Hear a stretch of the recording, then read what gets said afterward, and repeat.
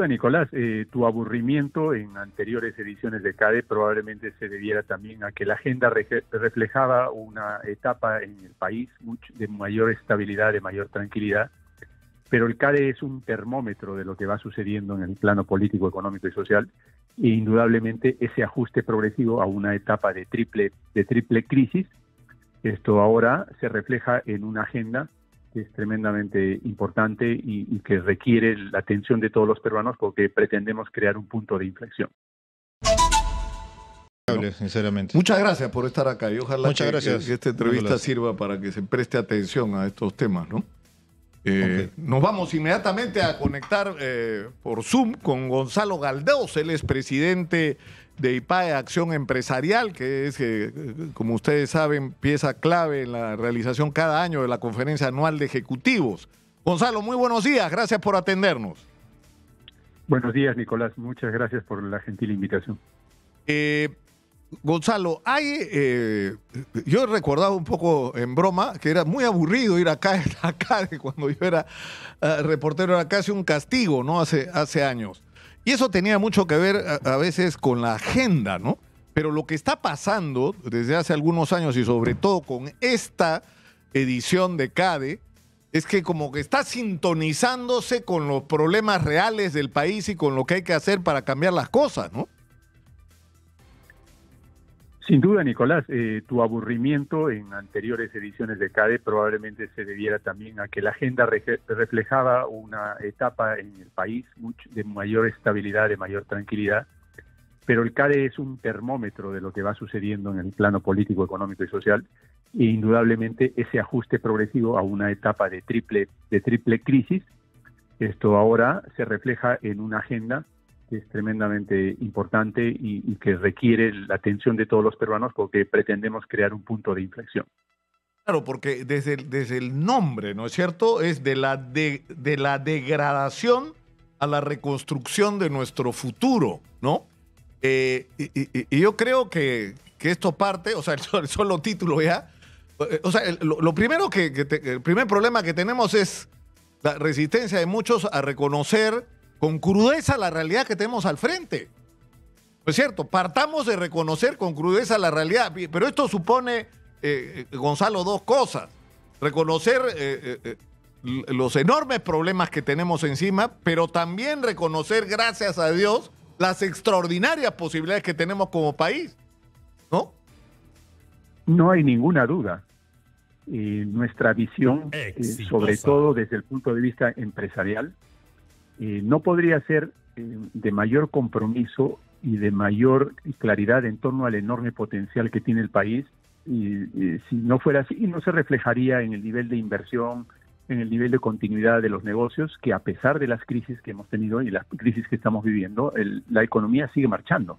No marcha en la medida que deberíamos crecer a unas tasas lo suficientemente grandes que nos permitieran reducir la pobreza en una forma consistente y rápida, pero claramente refleja la confianza de los empresarios en el futuro del país. Pero esto tiene que pasar por solucionar cosas estructurales que ya no pueden postergarse y que son ineludibles. Y creo que no ayuda que estemos adormitados, estemos relajados, estemos resignados a que las cosas sigan decayendo, a que siga esta degradación, que creo que refleja muy bien el punto. Entonces tenemos que poner el elefante de la cristalería encima de la mesa y ver qué hacemos, ¿no?, con él. Y eso es un punto importante dentro de la agenda de CADE.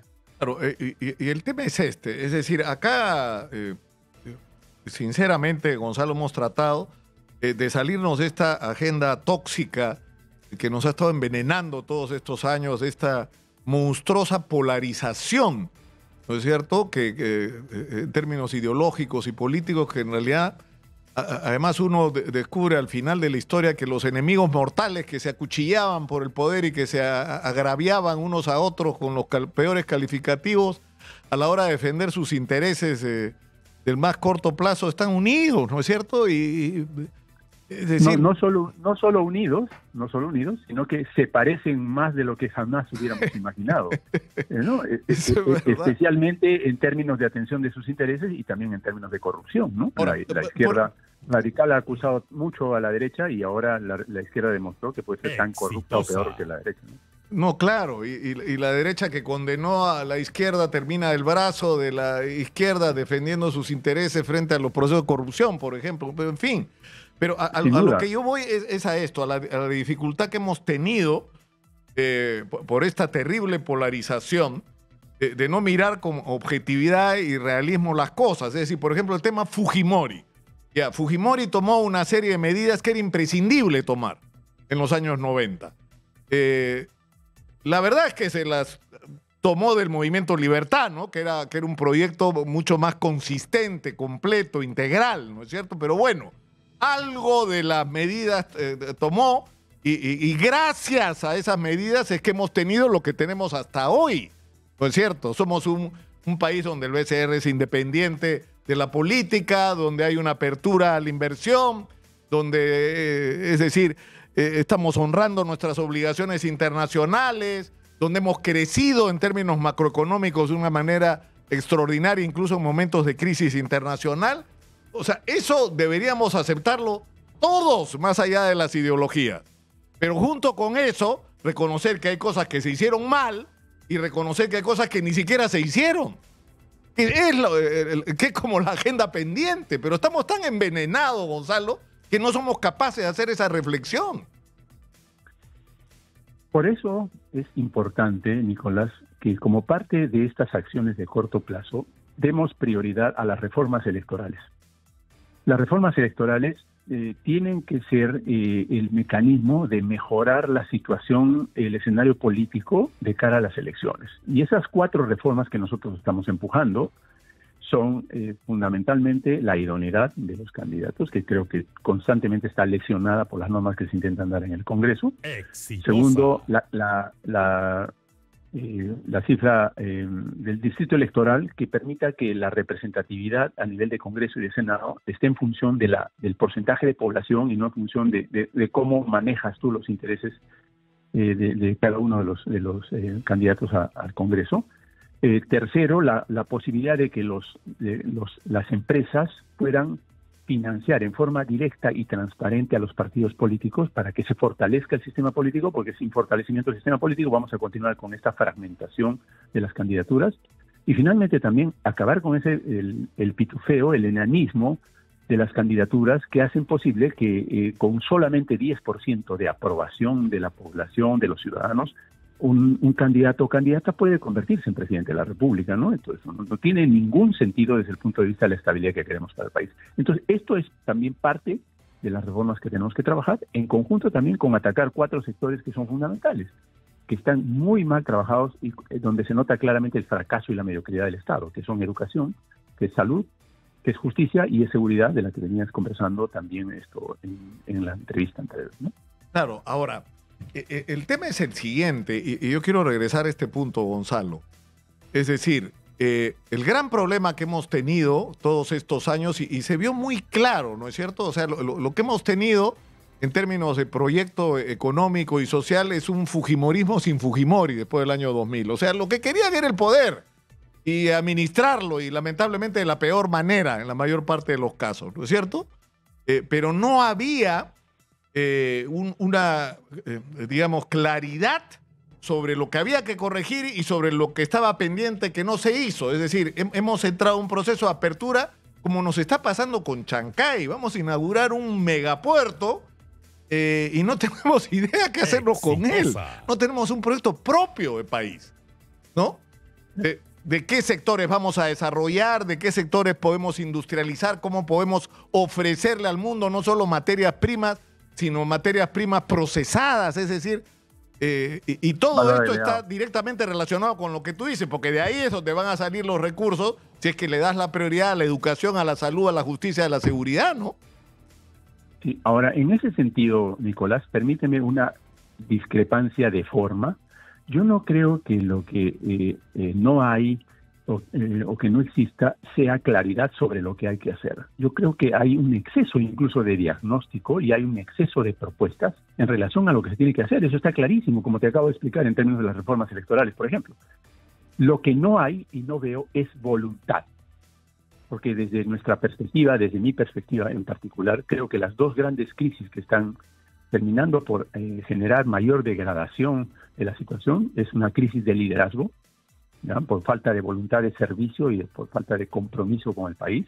Y segundo, hay una crisis mucho más radical de capacidad de gestión, en la que el Estado se lleva pero por lejos el campeonato. Es un Estado que ha fracasado, es un Estado incompetente, es un Estado mediocre y que también contiene altísimos niveles de corrupción. Entonces, muchas veces en ese proceso de polarización político del que tú hablas, a veces se intenta, por razones dogmáticas, se intenta poner a los empresarios, fundamentalmente a los empresarios y a las grandes empresas, en el lado político de la incorrección con el objeto de satanizarlos, con el objeto de destruir el sistema económico, porque es mucho más fácil alimentar a personas desesperadas y sin empleo, alimentarlas con la ilusión de un cambio radical, que como hemos visto por las razonadas violentistas que existieron, no trae ningún bienestar ni ninguna mejora para todos aquellos que participaron en ellos. Entonces, ese punto es central. Tenemos que reivindicar la actividad empresarial como un tema fundamental para acelerar la economía y para volver a crecer, para volver a tener un sentido de dirección de país. Pero también es cierto, Gonzalo, que el propio mundo empresarial tiene que cambiar de chip en su relación con la sociedad. O sea, por ejemplo, ayer hemos tenido acá sentados a un representante de Capeco y a un representante de la Federación de Trabajadores de Construcción Civil, que han celebrado que por 21 años consecutivos han logrado un acuerdo sin ir a una huelga. Y en segundo lugar, no solamente han avanzado en esa dirección, sino que están impulsando eventos, reuniones, encuentros para promover una discusión sobre cómo empresarios y trabajadores pueden construir o proponerse juntos un país distinto, ¿no? Y soluciones a los problemas pendientes en el país. O sea, es una lección extraordinaria de que las cosas pueden hacerse de otra manera.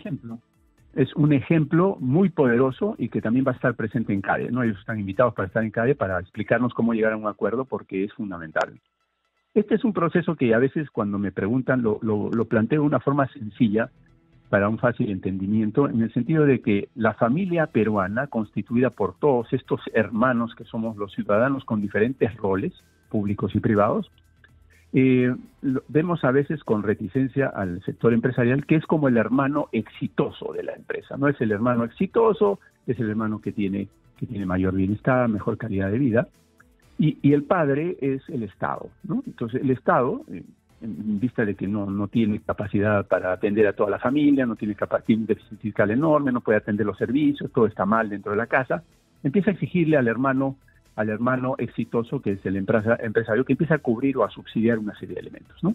Y el empresario primero lo hace como obligado por su condición de hijo, pero hoy en día lo que tiene que cambiar, y eso es muy interesante, es que tiene que haber esa solidaridad y que los empresarios tenemos que ir más allá de solamente hacer negocios y entender que nos toca un momento histórico de un proceso de liderazgo en el cual momentáneamente, por lo menos, tenemos que asumir esa responsabilidad de darle al país una sensación de que hay capacidad de reconstruir el futuro, de que hay posibilidades de tener una visión positiva y que podemos salir adelante de esta como hemos salido de todas. No, porque además, Gonzalo, para ir terminando por hoy, porque me parece que esta discusión y esta conversación, tenemos que seguir conversando, ¿no? Por ejemplo, yo creo que sería bueno evaluar lo que pasó en diciembre del 22 y enero del 23, realmente en el Perú, ¿no? Que estoy seguro que si conversamos digamos amigablemente, vamos a llegar a más puntos en común de los que uno podría creer. Pero yo creo que hay un asunto acá fundamental, que es la necesidad de este encuentro. Es decir, que esto de la Federación de Construcción Civil, los constructores, es extraordinario porque demuestra que podemos proyectar un futuro para el país donde, por ejemplo, la explotación minera, el desarrollo de cualquier tipo de empresa vaya de la mano no solo con el legítimo derecho del empresario a tener utilidades, a tener ganancias, a tener, ¿no es cierto?, sino que esto también significa que los trabajadores van a beneficiarse. Nosotros queremos entrar a la OCDE, ser parte del primer mundo. Bueno, en el primer mundo existen derechos laborales, ¿no es cierto?, que a muchos empresarios en el Perú no les gustan. Bueno, eso va a tener que cambiar, ¿no? Sí, no hay duda, pero Nicolás, eso está cambiando. Lo que tiene que cambiar también es una modernización de la normativa de tal manera que incentive la formalización y el crecimiento de las empresas. No nos sirve que hayan pocas empresas grandes necesitamos una mayor cantidad de empresas y necesitamos que los emprendedores se transformen en empresarios exitosos y necesitamos que las empresas generen más y más empleo. Vamos a hacer algo, Gonzalo, porque tenemos que terminar por hoy. Yo te propongo que abramos un espacio acá, que es el que nosotros hemos estado tratando de hacer para cambiar la agenda, Gonzalo. Y te propongo que hablemos fuera del aire, ahora más tarde, que concertemos una serie de encuentros para hablar uno por uno de los temas que van a estar en debate en el CADE 2024, por favor. Muchas gracias por atendernos esta mañana y por favor, quedemos comprometidos. Son las 9:28 de la mañana, nos vamos a la pausa. Estamos en Exitosa, 95.5 en la FM en Lima, Canal 34 de Movistar. Volvemos.